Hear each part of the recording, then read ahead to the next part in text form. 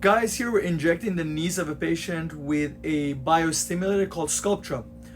Sculptra is an FDA-approved substance for injecting faces, for hollow faces, but it also improves texture and it builds collagen to firm things up.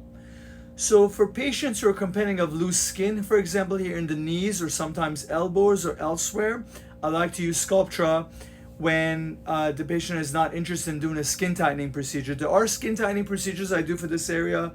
For example, one of my favorites happens to be ThermiTite to tighten up the skin of the knees. ThermiTite uses radio frequency tightened skin, but in this patient, we decided to do Sculptra. When the Sculptra is injected, it stimulates a person's own tissue to build collagen around the little granules of the Sculptra. This is a repeat procedure. We usually do 3 to 5 sessions once a month, and then once the desired results are reached, it's once a year.